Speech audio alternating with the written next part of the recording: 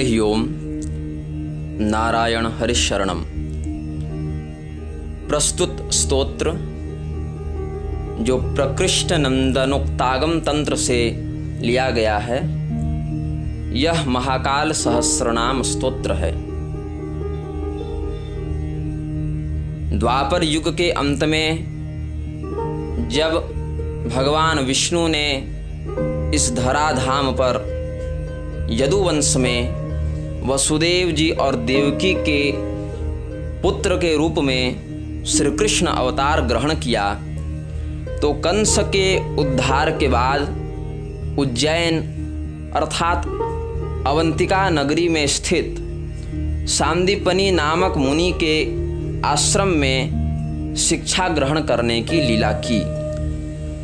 उसी गुरुकुल में निवास करते समय सुधामय नामक ब्राह्मण के पुत्र सुदामा जी भगवान श्री कृष्ण के अभिन्न मित्र बन गए और सुदामा जी के ही अनुरोध पर भगवान श्री कृष्ण ने यह महाकाल सहस्र नाम का उपदेश उन्हें दिया था। सूत जी एवं ऋषिगणों के मध्य हुए संवाद के आधार पर वर्णित फलश्रुति के अनुसार यह स्तोत्र सभी प्रकार के पापों का नाश करने में समर्थ है। जो व्यक्ति प्रतिदिन इसका एक बार पाठ करता है, उसे इस संसार के हर सत्य की जानकारी होती है। जो 2 बार प्रतिदिन पाठ करता है, धीरे धीरे करके संपूर्ण संसार के प्रति उसके लिए वशीकरण सिद्धि की निष्ठा स्थापित की जाती है, अर्थात वह वशीकरण कर सकता है। 3 बार पढ़ने वाला व्यक्ति धन धान्य इत्यादि से युक्त हो जाता है। इसी प्रकार से यदि व्यक्ति प्रतिदिन सुबह, दोपहर और शाम को एक बार 30 दिन तक बरगद के पेड़ के नीचे बैठकर या तुलसी के पास बैठकर या भगवान विष्णु या शिव के मंदिर में बैठकर या पीपल इत्यादि के नीचे बैठकर शांत शुद्ध शरीर और मन के साथ उचित उद्देश्य और उचित धर्म सम्मत इच्छा की पूर्ति के लिए इस स्तोत्र का पाठ करता है, सुबह, दोपहर, शाम तीनों समय 30 दिन तक, तो उसको अपने अभिष्ट वस्तु की प्राप्ति अवश्य होती है। जो भी कुछ वह मन में धर्म सम्मत कामना के लिए प्रयत्न करता है, उसकी वह कामना भी अवश्य पूर्ण होती है। इसका शतावृत्ति अनुष्ठान करना अर्थात 100 अथवा 108 पाठ करना, 21 दिन तक प्रतिदिन इस प्रकार से साधना करना व्यक्ति को अत्यंत दुष्कर लक्ष्य की प्राप्ति कराने में भी सहायक होता है। शिवरात्रि के दिन उपवास करके आधी रात को इसका 108 पाठ करने से मन में सोची गई वस्तु की प्राप्ति अवश्य होती है। किसी तीर्थ में, सिद्ध शक्ति पीठ में, पीपल के पेड़ के नीचे एकांत में उचित मानसिकता और विधि के साथ यदि इस महाकाल सहस्र नाम का सहस्रावर्तन अनुष्ठान किया गया, अर्थात 1000 अथवा 1008 बार पाठ किया गया, उसके बाद उसका दशांश अर्थात 100 आवृत्ति से हवन, उसके दशांश अर्थात 10 आवृत्ति से तर्पण और उसका दशांश अर्थात 1 आवृत्ति से मार्जन करने से मनुष्य को हर प्रकार की सिद्धि प्राप्त होती है।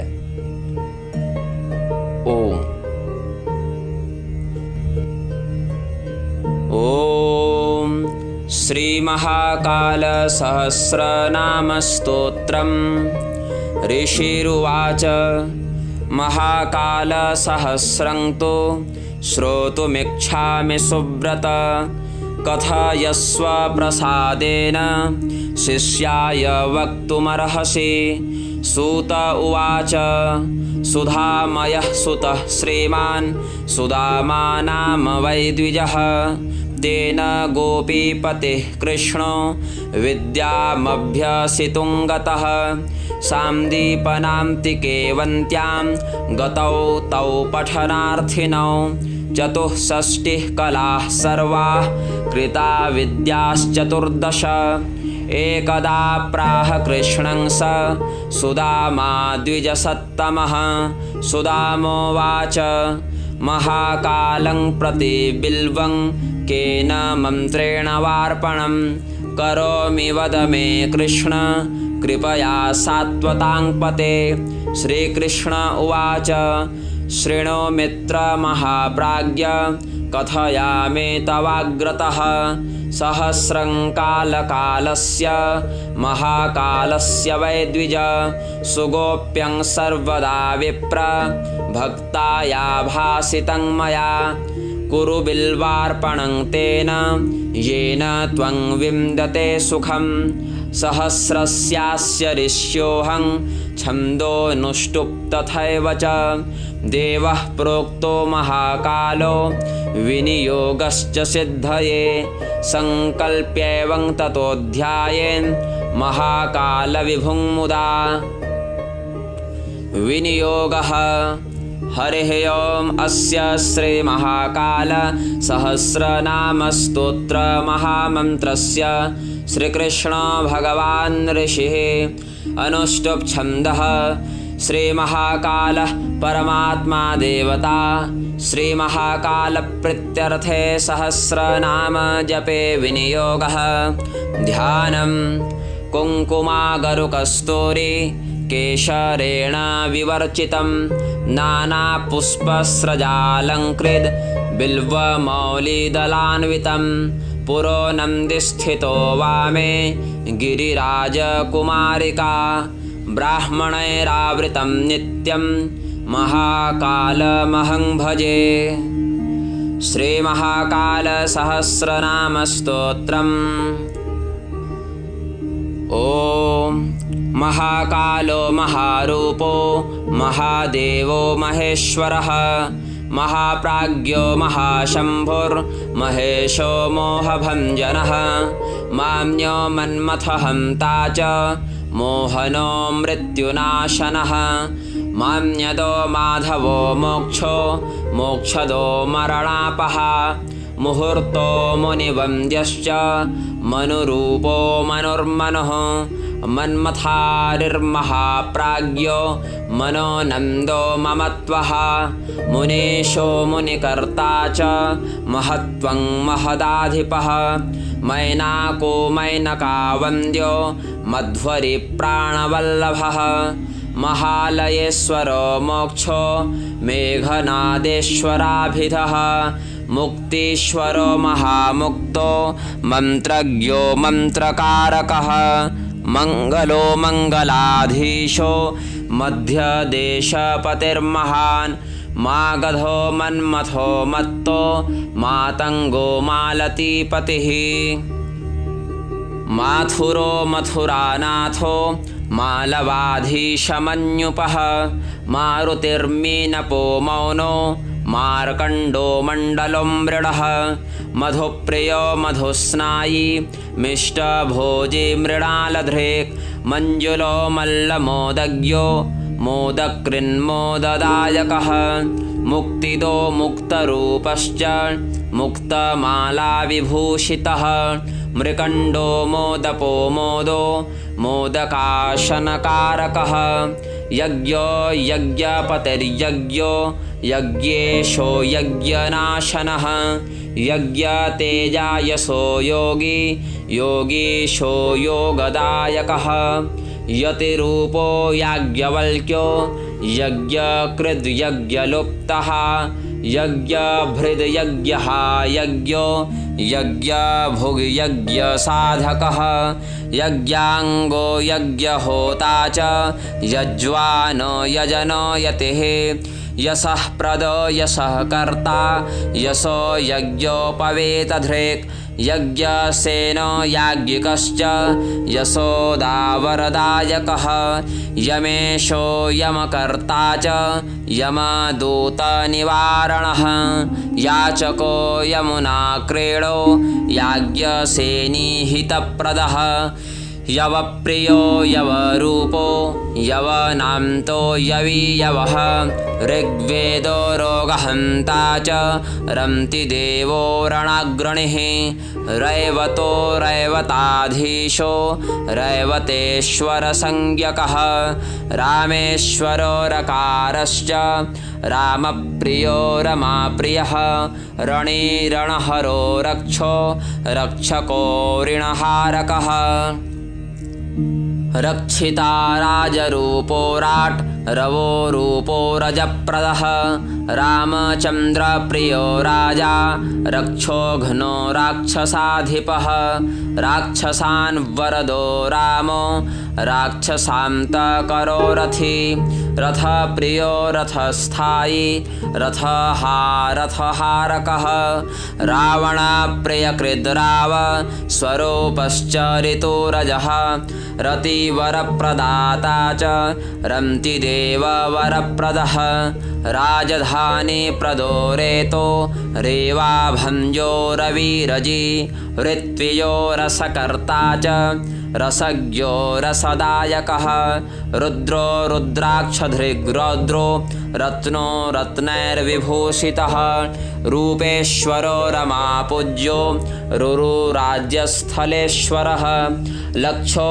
लक्षपतिर्लिङ्गो लड्डुको लड्डुकप्रियः लीलाम्बरधरो लाभो लाभदो लाभकृत् सदा लज्जारक्षो लघुरूपो लेखको लेखकप्रियः लाङ्गलो लवणाब्धीशो लक्ष्मीपूजितरक्षकः लोकपालेश्वरो लम्पो लङ्केशो लम्पकेश्वरः वह्निनेत्रो वराङ्गश्च वसुरूपो वसुप्रदः वरेण्यो वरदो वेदो वेदाङ्गपारगः वृद्धकालेश्वरो वृद्धो विभवो विभवप्रदः वेणुगीतप्रियो वैद्यो वाराणसी स्थितः सदा विश्वेशो विश्वकर्ता च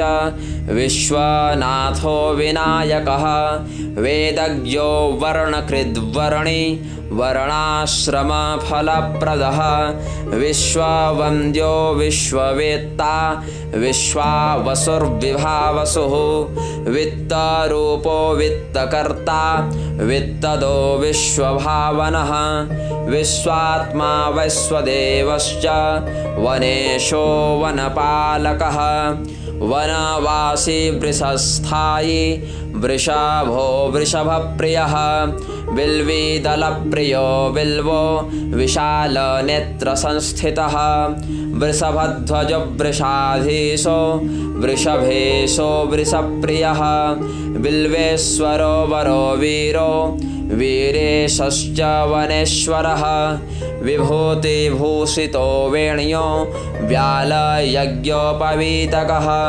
विश्वेश्वरो वरानन्दो वटरूपो वटेश्वरः सर्वेशः सत्त्वः सारङ्गो सत्त्वरूपः सनातनः सद्वन्द्यः सच्चिदानन्दः सदानन्दः शिवप्रियः शिवदः शिवकृद्साम्बः शशिशेखरशोभनः शरण्यः सुखदः सेव्यः शतानन्दवरप्रदः सात्विकः सात्वतः शम्भुः शङ्करः सर्वगः शिवः सेवाफलप्रदाता च सेवकप्रतिपालकः शत्रुघ्नः सामगः शौरिः सेनानिः शर्वरीप्रियः श्मशानी स्कन्दः सद्वेदः सदासुरसरित्प्रियः सुदर्शनधरः शुद्धः सर्वसौभाग्यदायकः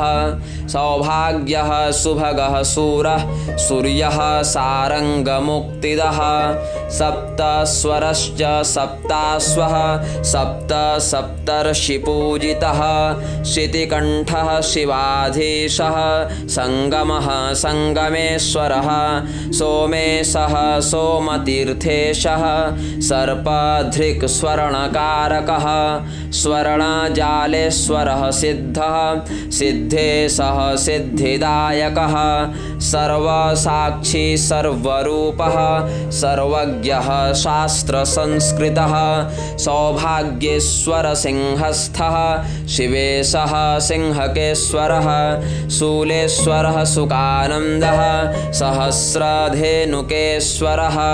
स्यनन्दस्थः सुराधीशः सनकाद्यर्चितः सुधी षडुर्मिः षडसुचक्रज्ञः षट्चक्रकविभेदकः षडाननः षडङ्गजः षड्रसज्ञः षडाननः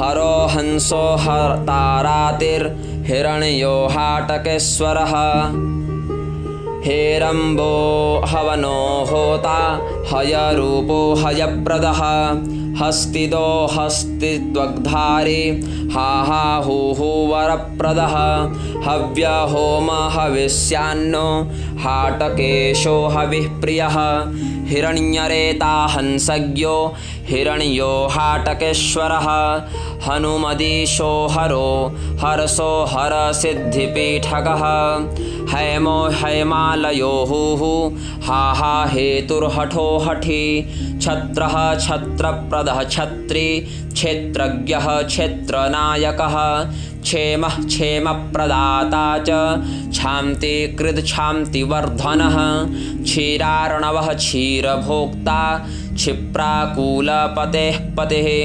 क्षुद्ररसप्रियः क्षीरः क्षिप्रसिद्धिप्रदः सदा ज्ञानो ज्ञानप्रदो ज्ञेयो ज्ञानातीतो ज्ञपोज्ञयः ज्ञानरूपो ज्ञानगम्यो ज्ञानी ज्ञानवतांवरः अजो ह्यनन्तश्चाव्यक्त आद्य आनन्ददायकः अकथ आत्मा ह्यानन्दश्चाजेयो ह्यज आत्मभुः आद्यरूपो ह्यरिच्छेत्ता नाम यश्चाप्यलौकिकः अतिरूपो ह्यखण्डात्मा चात्मज्ञानरतः सदा आत्मवेत्ता ह्यात्मसाक्षी अनादिश्चान्तरात्मकः आनन्देशो विमुक्तेशश्चालर्केशोऽप्सरेश्वरः आदिकल्पेश्वरोऽगस्त्यश्चाक्रूरेशोऽरुणेश्वरः इडारूप इभच्छेत्ता ईश्वरश्चेन्दिरार्चितः इन्दुरिन्दीवरश्चेस्य ईशानेश्वर ईर्षः इज्य इन्दीवरश्चेभ इक्षुरिक्षुरतप्रियः उमाकान्त उमास्वामी तथो मायाः प्रमोदकृद् उर्वशीवरदोच्चैरुरुतुङ्गधारकः एकरूप एकस्वामी ह्येकात्मा चैकरूपवान् ऐरावत अस्थिरात्मा चैकारैश्वर्यदायकः ओकार ओजस्वांश्चैव ह्यौखरश्चौखराधिपः औषध्य औषधिज्ञाता ह्योजोद औषधीश्वरः अनन्तो ह्यन्तकश्चान्तो ह्यन्धकासुरसूदनः अच्युतश्चाप्रमेयात्मा अक्षरश्चाश्वदायकः अरिहन्ता ह्यवन्तीशश्चाहि भूषणभृत् सदा अवन्तीपुरवासी च प्यवन्तीपुरपालकः अमरश्चामराधीशो ह्यमरारिविहिंसकः कामः कामकामश्च कामदः करुणाकरः कारुण्यः कमलापूज्यः कपालीकलिनाशनः कामारिकृतकल्लोलः कालिकेशश्च कालजेत् कपिलः कोटितीर्थेशः कल्पान्तः कालः कविः कालेश्वरः कालकर्ता कल्पाब्धिः कल्पवृक्षकः कोटीशः कामधन्वीशः कुशलः कुशलप्रदः किरीटी कुण्डली कुन्ती कवची कर्परप्रियः कर्पूराभः कलादक्षः कलाज्ञः किल्बिषापः कुक्कुटेशः कर्कटेशः कुलदः कुलपालकः कञ्जाभिलाषी केदारः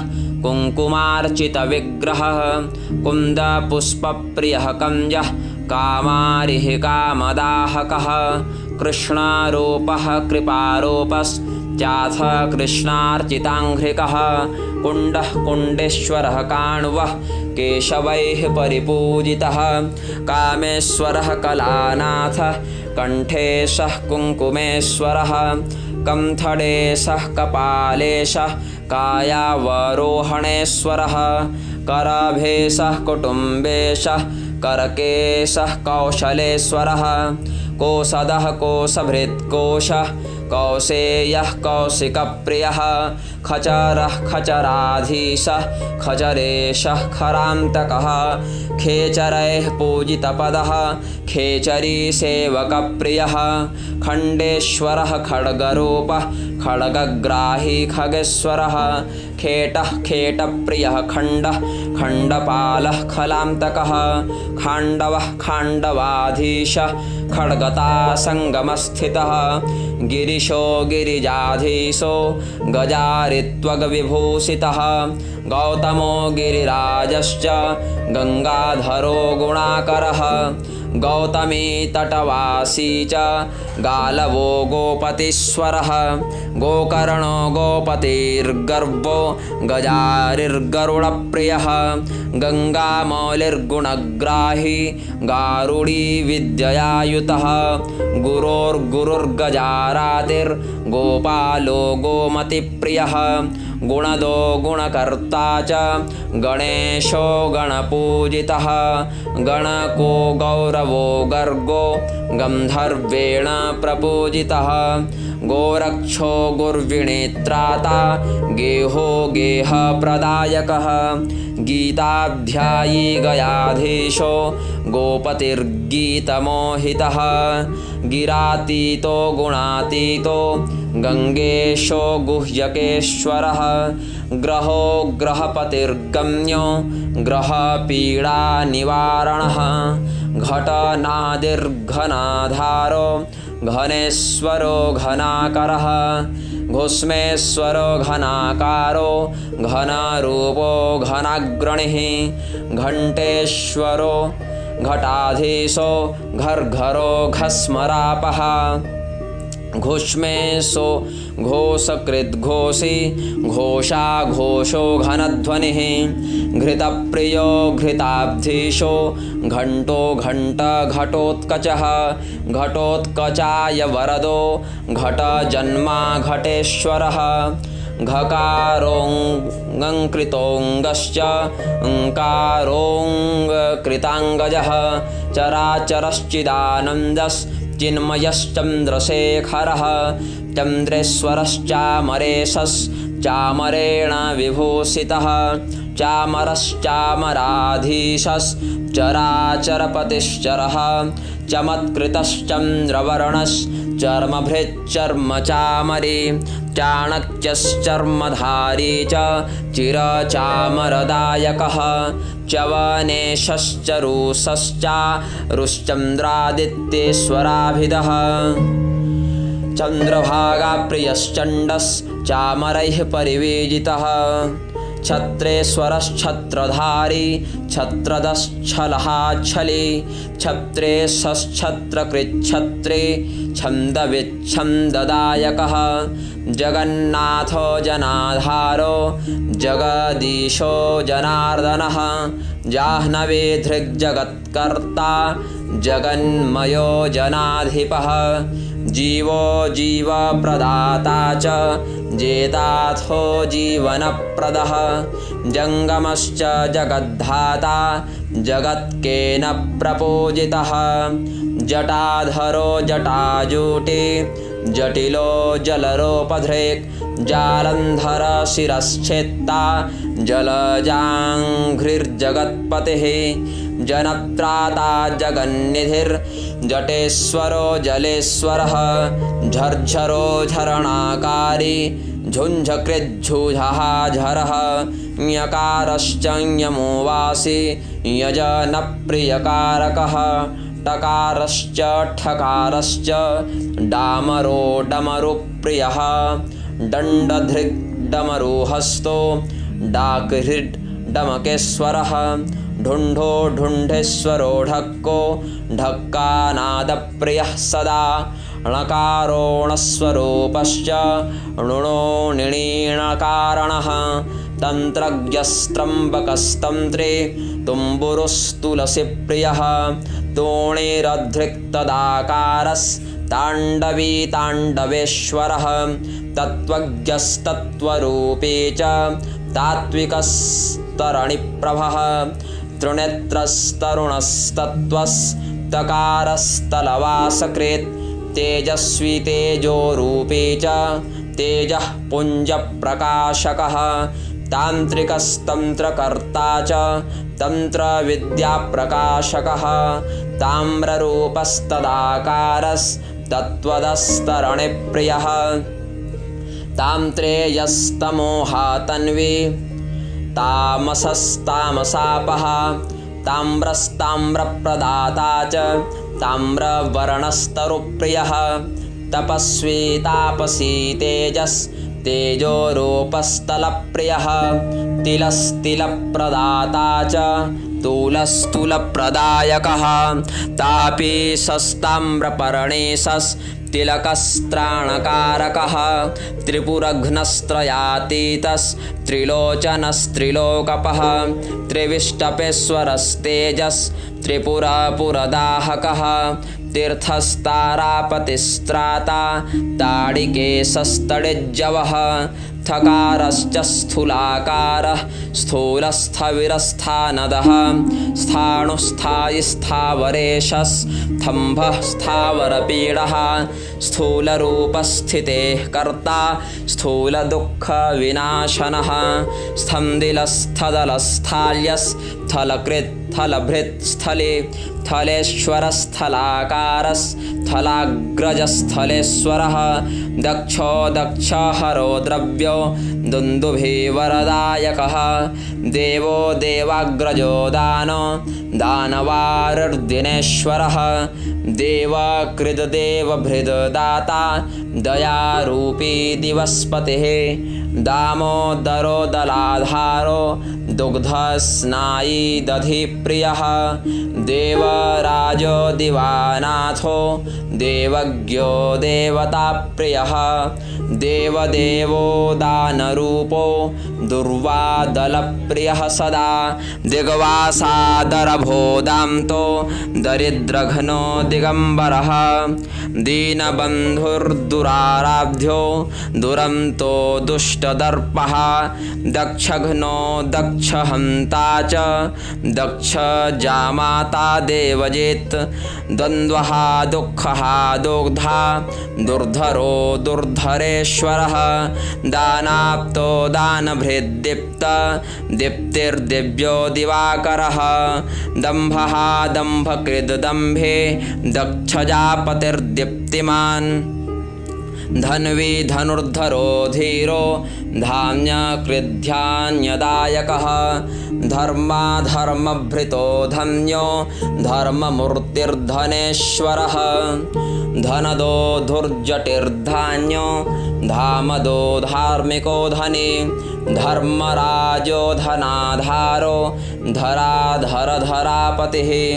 धनुर्विद्याधरो धूर्तो धूलिधूसरविग्रहः धनुषो धनुषाकारो धनुर्धरभृताङ्वरः धरानाथो धराधीशो धनेशो धनदाग्रजः धर्मभृद् धर्मसन्त्राता धर्मरक्षो धनाकरः नर्मदो नर्मदाजातो नर्मदेशो नृपेश्वरः नागभृन्नागलोकेशो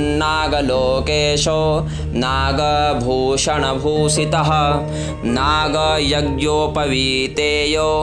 नगो नागारिपूजितः नान्यो नरवरो नेमो नूपुरो नूपुरेश्वरः नागचण्डेश्वरो नागो नगनाथो नगेश्वरः नीलगङ्गाप्रियो नादो नवनाथो नगाधिपः पृथुकेशः प्रयागेशः पत्तनेशः पराशरः पुष्पदन्तेश्वरः पुष्पः पिङ्गलेश्वर पूर्वजः पिशाचेशः पन्नगेशः पशुपतीश्वरः प्रियः पार्वतीपूजितः प्राणः प्राणेशः पापनाशनः पार्वतीप्राणनाथश्च प्राणभृत्प्राणजीवनः पुराणः पुरुषः प्राज्ञः प्रेमज्ञः पार्वतीपतिः पुष्करः पुष्कराधीशः पात्रः पात्रैः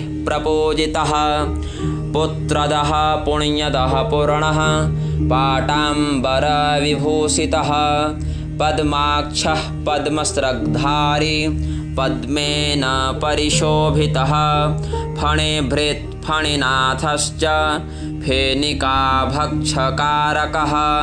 स्फटिकः फलशुधारी च स्फटिकाभः फलप्रदः बद्रीशो बलरूपश्च बहुभोजी बटुर्बटुः बालखिल्यार्चितो बालो ब्रह्मेशो ब्राह्मणार्चितः ब्राह्मणो ब्रह्मः ब्रह्मा ब्रह्मज्ञो ब्राह्मणप्रियः ब्राह्मणस्थो ब्रह्मरूपो ब्राह्मणपरिपालकः ब्रह्ममूर्तिर्ब्रह्मस्वामी ब्राह्मणैः परिशोभितः ब्राह्मणारिहरो ब्रह्म ब्राह्मणास्यैः प्रतर्पितः भूतेशो भूतनाथश्च भस्माङ्गो भीमविक्रमः भीमो भवहरो भव्यो भैरवो भयभञ्जनः भूतिदो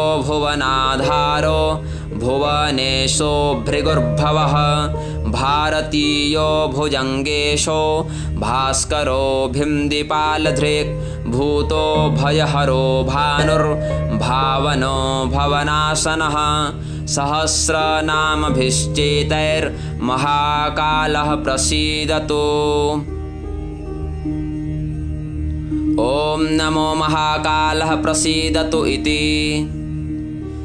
फलश्रुतिः सूत उवाच इतीदं कीर्तितं तेभ्यो महाकालसहस्रकं पठनात् श्रवणात् सद्यो धूतपापो भवेन्नरः एकवारं पठेन्नित्यं सर्वसत्यं प्रजायते द्विवारं यः पठेत् सत्यं तस्य वश्यं भवेज्जगत् त्रिवारं पठनान्मर्त्यो धनधान्ययुतो भवेत् अतस्थानविशेषस्य इदानीं पाठफलं शृणु वटमूले पठेन्नित्यम् एकाकी मनुजो यदि त्रिवारं च दिनत्रिंशत् सिद्धिर्भवति सर्वथा।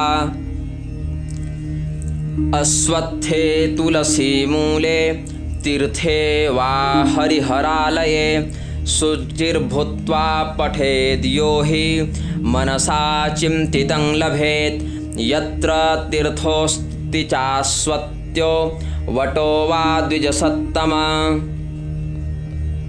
स तीर्थः सिद्धिदः सर्व पाठकस्य न संशयः तत्रैकाग्रमना भूत्वा यः पठेच्छुभमानसः यं यं कामं अभिध्यायेत् तं तं प्राप्नोति निश्चितं मनसा चिन्तितं सर्वं महाकालप्रसादतः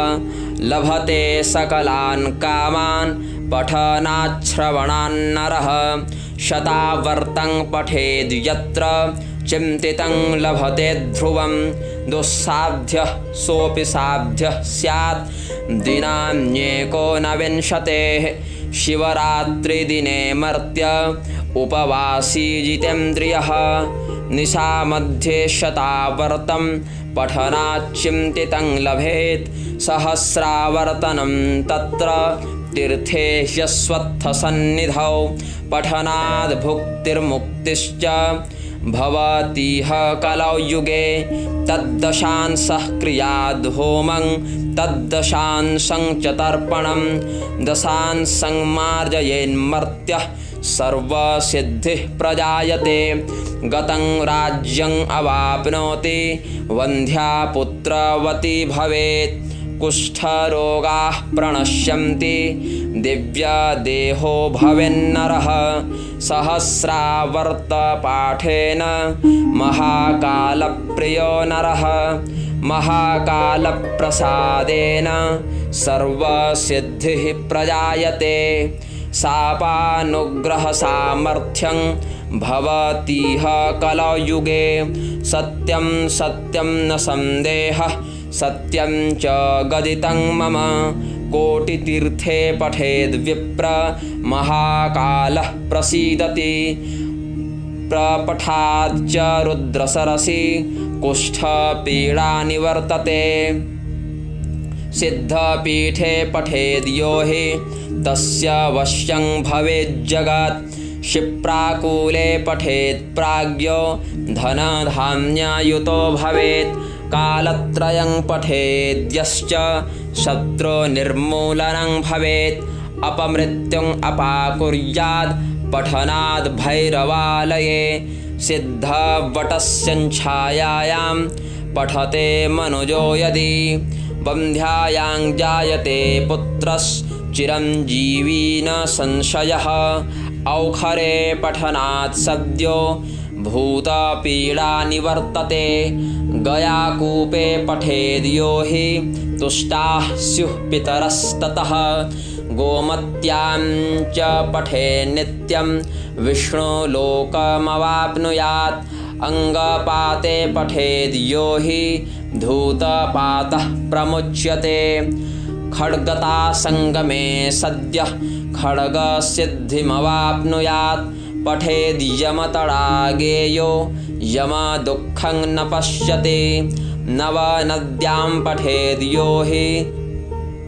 रिद्धिसिद्धिपतिर्भवेत् योगिनी पुरतः पाठं महामारी भयं नहि पुत्रपौत्रयुतो मर्त्यो वृद्धकालेश्वरान्तिके पाठस्थाने घृतं दीपं नित्यं ब्राह्मणभोजनम् एकादशाथवा पञ्च त्रयो वाप्येकब्राह्मणः भोजनं च यथा साध्यं दद्यात् सिद्धिसमुत्सुकः विधिवद्भक्तिमान् श्रद्धा युक्तो भक्तः सदैव हि पठन् यजन् स्मरेश्चैव जपन् वापि यथा मतिः महाकालस्य कृपया सकलं भद्रमाप्नुयात् इति श्रीप्रकृष्टनन्दनोक्तागमे श्रीकृष्णसुदाम्नः संवादे श्रीमहाकालसहस्रनामस्तोत्रं सम्पूर्णम्।